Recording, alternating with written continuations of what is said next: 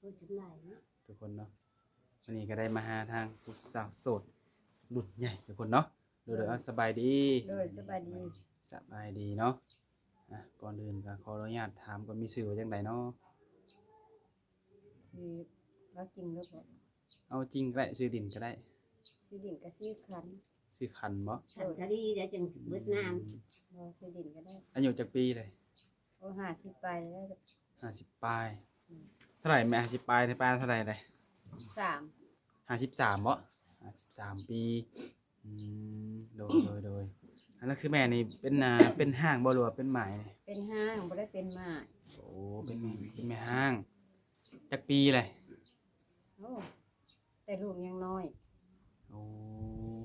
ก็บ่ได้แบบล้มคบหากับผู้ใดเลยแม่นบ่ บ่ โอ้โดยมีลูกกันจักคนตอนนี้นะ 4คน มีลูก4คนลูกเพิ่นสร้างครอบครัวมันแล้วบ่ แม่นสองกับพ่อ อืมแม่อยู่กับไผทุกมื้อนี่ อยู่กับยาย อยู่กับยายโอ้ยายเพิ่นอยู่จักปีเลยนี่ เอาลูกสาวผู้หนึงยายก็อายุ92 โอ้โดย ลูกสาวผู้หนึงก็บ่มีผัวก็เป็นแม่ห้างคือกัน เอ้าลูกสาวก็เป็นแม่ห้างกันบัดนี้เนาะ โดย แล้วเยอะๆแล้วเยอะๆไหม อืม เจ้าบ่เห็นนะ และคือได้มานี่นะคือแม่มานี่คือแม่อยากสร้างครอบครัวอีกบ่ โดยจะสร้างครอบครัวอีก อืม ถ้ามีไฟสมัครแม่ก็รับ โดย น้อยใหญ่แม่บ่ติ เอา เฒ่านมบ่ติ โดย รับได้เด้อ อื เปิด ม ใจเสมอ โดยโอ้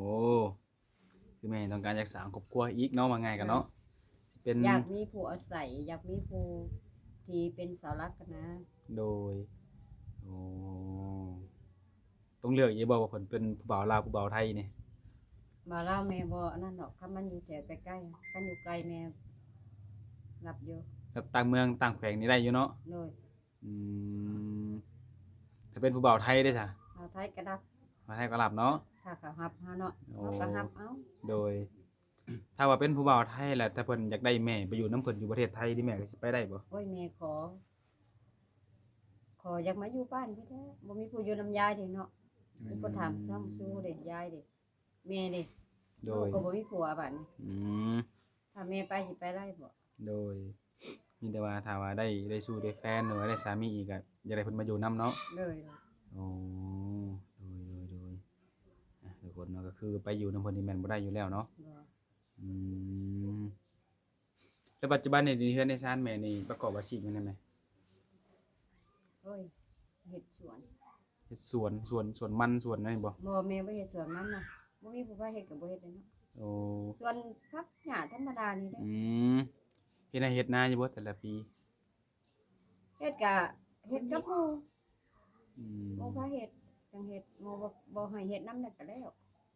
มีนาเป็นของตัวเองอยู่บ่ แม่นมีอยู่ แต่ว่าบ่มีผู้ชายพาเฮ็ดแม่นบ่ เลย โอ้ มีแต่ผู้หญิงมีแต่ผู้หญิงนำกันหน่อยง่ายกันเนาะ ลูกแม่ก็4คนก็มีหญิงเบิด โอ้เอาลูกเคยบ่มีบ่ซะ อยู่ไทยเด้ โอ้เพิ่นอยู่ไทยพุ่น เลย อื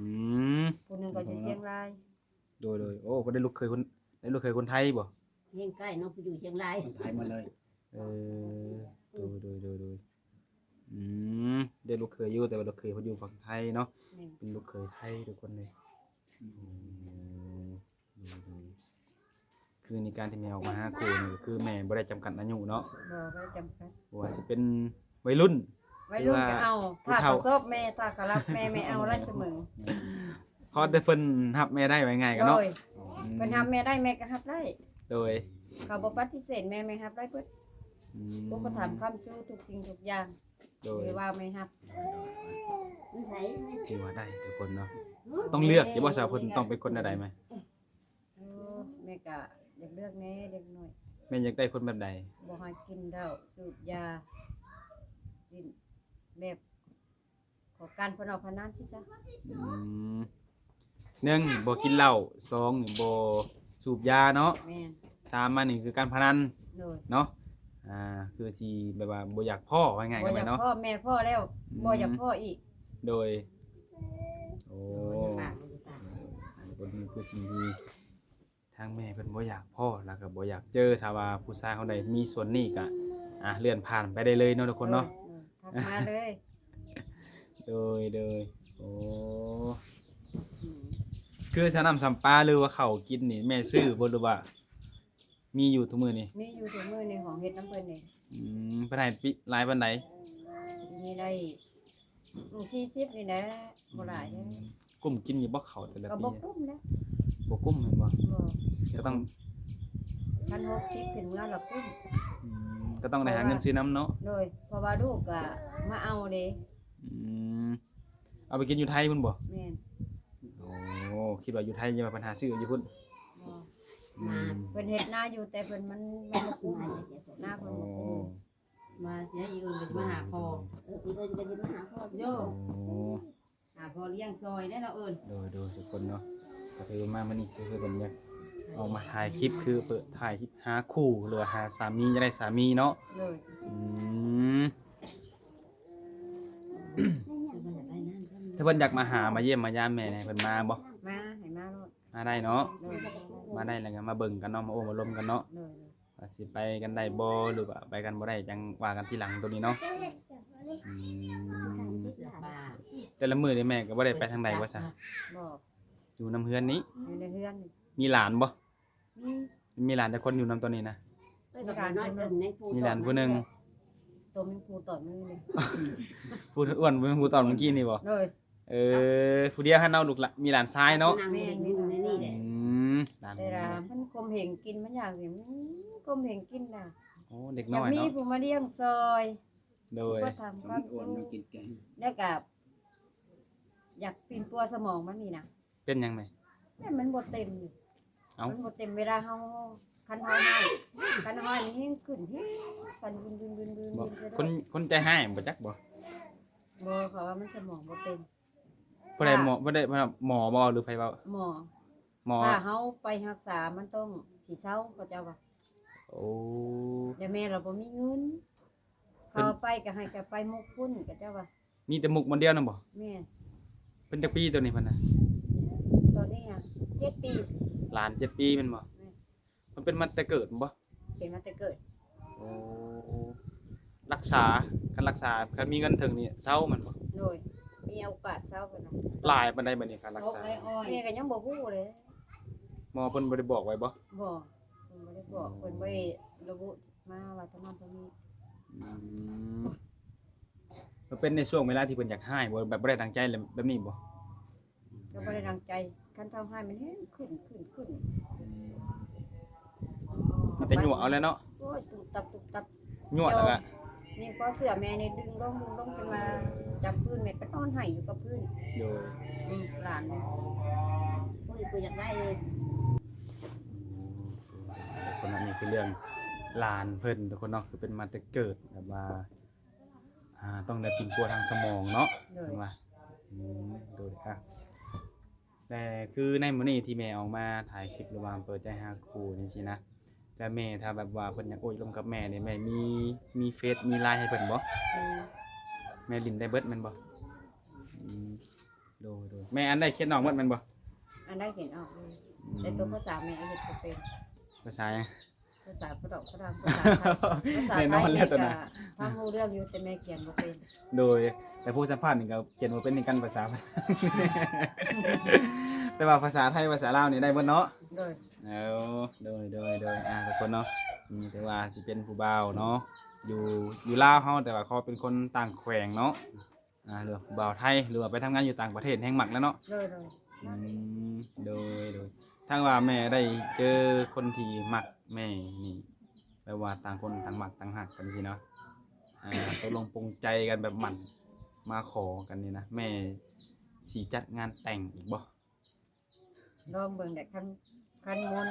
เนาะมันค่ามันหลายกะอยากลองเบิ่งน่ะงบมันหลายกะถ้าเพิ่นว่าเฮ็ดนั่นเนาะนี่เนาะแนวนั่นเนาะนี่เนาะแม่กะตกลงโอเค แล้วแต่ทางเพิ่นมันบ่เนี่ย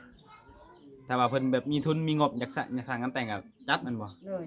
โอ้ถ้าบ่มีก็ผู้ขอตัวแทนธรรมดานี่ก็ได้แม่นบ่ จัดถ้าเพิ่นบ่รังเกียจแม่เฒ่าเนาะซั่นสิเฮ็ดงานบ่ได้ดอกเฮ้ยซั่นสิเฮ็ดงานตกงานแต่งบ่คือดอกแม่ก็ ตามใจเพิ่น โอ้โดยอืมแม่สิเอาค่าดอกนี่มันแพงบ่ โยก็เว้ากันถูกต้องคงกันกะเนาะหน่อยหรือหลายเฮาก็เว้ากันได้ อืม ตามอายุเฮานี่แหละเห็นว่าก็สิเว้าเกินอายุก็บ่เป็น บอกได้บ่ตอนนี้ กะได้ประมาณเท่าไหร่เนาะ เพราะว่าส่วนหลายอันหลักๆคือเราในการ โอ้เนาะ แม่นอยากฮู้หลักๆคือค่าดองค่าชิ้นสอดเลยส่วนหลายอยากฮู้ส่วนหลายนี่ บ่ได้เพิ่นว่าสินสอดผู้เฒ่านี่ มันแพงกว่าผู้สาวแล้วว่าสิได้ลูก ว่า เอ้าไล่มาบัดมีกำไรนำลูกกันนี่เออ ได้กินแห้งลูกเต้าน้ำเพิ่นเนาะไงเนาะบ่ได้เลี้ยงลูกซอยแต่ได้กินแห้งเนาะ เพิ่นก็เอาค่ารองแพงค่าแห้งหน่อยเพิ่นว่าเด้ อืม เพราะว่าเฮาเป็นแม่ห้างมาลูกติด โด ลูก ย ติดมาก็เอามีได้ลูกซอยมีเพิ่นมีกำไรอีก อืม คันผู้สาวนี่เขาลองอย่างหนึงเพิ่นว่านี่แม่ห้างก็นั่นได้มีลูก2ลูก3บัดนี้นึงอันนี้เด้บ่ได้ยินบ่เพิ่นว่าค่ะ แม่นอยู่ลูก2ลูก3คือไปเป็นแห้งแพงนะค่าดอง เอ้าก็ตามอายุดู ประมาณเอาเท่าไหร่ บ่มันสิเป็นแต่ละหมู่บ้านเนาะบางคนก็ว่าว่าซ้ำแห้งใหม่ๆนี่ค่าดองสิรุดจริงบ่แม่นเนาะแห้ แม่ ง ก็ แพง ว่า ขึ้นไป หยอก เลย ซื้อแล้วเพราะมันม่วน อืม เพิ่นว่าหัวม่วน โดยเข้าใจอยู่โดยมีแต่ว่ามาโอ้ล้มกันลองเบิ่งเนาะ โดย ก็แล้วเว้ากันถึกใจนะแม่เนาะเรื่องค่าดองค่าหยังนี่ก็มันก็ว่ากันได้ทีหลังอยู่ตัวนี้เนาะ โดย อืมโดยอันทุกคนแต่ว่าเพิ่นอยากมาหามาเบิ่งมาเยี่ยมมายามตัวจริงก่อนก็ได้เนาะอืม ก็คุยกันเองเนาะ แม่นต้องคุยกัน คุยกันเอง ต้องโทรมาลมกันเนาะ โดย ถ้าว่าในการโทรลมแล้วมันบ่สะดวกบ่จังกันมาหากันอยู่เฮือนเราได้ไหมเนาะ โดย เห็นบ่ว่านั่งเว้ากันอยู่เฮือนจังซี่แล้วนี่ โดย อันนี้คือเฮือนแม่เองแม่นบ่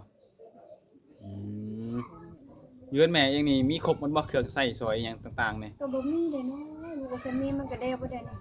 บ่อืมตอนนี้เนี่ยอยู่มีแม่มีแม่ตู้แล้วก็มีลูกสาวแล้วก็มีหลานแม่นบ่ทุกมื้อนี่นะ อยู่กัน4คนบ่ มีแต่ผู้หญิงต่างเป็นหลานชายเนาะยังน้อยอยู่ กระดานซ้ายจะโดยโอ้ถ้าว่าได้มีผู้มักผู้ฮักผู้แพงนี่ก็อยากให้มาอยู่นำแม่เนาะ โดย อืม ก็อยากให้ผู้มีมาช่วยสู้อุปถัมภ์เนาะเอาไปปัวลูกปัวหลานกะแม่กะขอเพิ่นขออีกนี่แหละเนาะอยากให้ช่วยปัวสมองมันแหละ โดย แม่ว่าคันสมองมันบ่นั่นหั่นตัวมันใหญ่มากมันยัน บัด แม่ย่านขาแม่นี่แหละ คุณได้ อืม บ่ได้ลาบได้บัด คนมันแฮงตีแม่นี่ โต กับ มา ปั้นมันห้ำใส่ตะกลางหลังนี่ อันยังมากับเด็กน้อยนะผู้มากเพิ่นเป็นแบบนั้นแหละเนาะแต่ปกติเพิ่นละเฮาผู้ใหญ่มีแต่ลีกเอาถ้าเป็นผู้ใหญ่นะผู้ฮู้อยู่ ใกล้รบผู้เขาเลยนุ่งแม่ผู้ตาบอดนี่ติดไปบ่ได้ แม่ได้ยินได้เสียงนะแม่เนาะ อันนี้แต่เสียงจังมันสิโยนจังมันได้ โดยทุกคน ปากมาทางหลังก็เขม็นยุบแล้วยาย อืมจังใดก็นอนทุกคนก่อนที่จบคลิปก็อยากขอทางติดต่อของแม่ก่อนตอนนี้แม่มีบ่มีให้บ่ตอนนี้โทรศัพท์แม่อยู่ไสสิเอาเฟซเอาไลน์หรือว่าเอาหยังให้หนุ่มๆเพิ่นนี่นะอืมเดี๋ยวทุกคนมันสิเป็นการสะดวกสบายผู้ใดเห็นคลิปแล้วมักอยากทำผู้ความรู้จักอยากโอดลมอยากทำอะไรเลย อันนี้เดี๋ยวว่า เอามีหยังเอาเบิดไหมเบิ่งครับเบิ่งเพราะว่าผู้บ่าวเพิ่นก็สิ เอาเพ เข้า ชร มา ไปมันบ่ได้เป็นหยังบ่ดุ หึ เอาเพชรแม่ไปมันบ่เป็นหยัง บ่ได้เป็นหยัง อย่างนั้นโอ้ย นี่ก็โทรไปจีบแล้วกัน นี่ได้เขาโทรแม่ไม่ได้เพิ่นโทรเข้ามาจีบอย่างเดียว โทรไปล่นแล้ว เออ จะบ่เป็นหยังบ่มีหยังเกิดขึ้น มาเล่นก็โทรมาแล้วนะสินอนถ่าจีบอยู่ เบิ่งทุกคนเป็น QR code เนาะทุกคนเนาะใครอยากอยากลมกันทางแม่มันก็สแกนเอาได้เลยทุกคนเด้อนี่เป็น QR code หรือว่าสิเอา Facebook ให้อีกเพราะว่าหนุ่มๆเพิ่นก็มาสิมาทางเฟซแล้วก็ทาง LINE บางคนจะลิ้นบ่คือกันบางคนก็เอาชื่อเฟซแม่เป็นตัวลาวเนาะทุกคนเนาะกันทลีภูมินีเนาะ โดย โดยทุกคนเนาะโอเคมาบ่ ถ่ายดอกถ่ายบ่ได้นะ หา FC จะคุยก็ได้ เฟซสนใจติดต่อได้ โดย บ่าวฝั่งไทยฝั่งลาวอารมณ์ได้เบิดเนาะ ได้ หน้าตาแบบใดก็ได้บ่ ไล่เห็นแหน่อันท่านได้คุยกับเปิดกล้องใส่กันนะเปิดกล้องเปิดใจใส่กันเนาะ แม่นอยู่แม่นความแม่ว่าอยู่ บ่ให้ปิดบัง เปิดกล้องเบิ่งหน้าเบิ่งตากันชัดเจนแล้วเนาะ เลย มัก หา ได้ หลัง ก็ วิก ลมมักบ่ได้แล้วก็บ่ลม หาลัง ว่า วิ สิ กปากจีกอยู่ได้แต่นะเนาะ ดูเลยโอเคแม่ขอบใจ ขอบใจเลย โดยโอเคสำหรับเฮามื้อนี้ก็สิเอาสำนี้ก่อนนะแม่เนาะ เลย มาลุ้นกันว่าทางแม่สิเจอเนื้อคู่ฝั่งใดเนาะโดย ต่าง โอ ประเทศบ่ลืม เนาะ พอต่างประเทศก็มีเนาะ โดยแม่แน่เนื้อคู่เฮา เนาะ อนาคตเฮาแน่บ่เห็นนะแม่เนาะโอเคมื้อนี้ก็ ปีมาแมลงก็มีด้วย โดยขอบใจทางแม่หลายๆที่เสียสละอารมณ์ให้ เลย กับซุมเฮามื้อนี้เนาะโอเคเอากลับก่อนนะแม่มื้อนี้เด้อ เลย เด้อสบายดีแม่สบายดี ขอบใจเลยได้ดีมี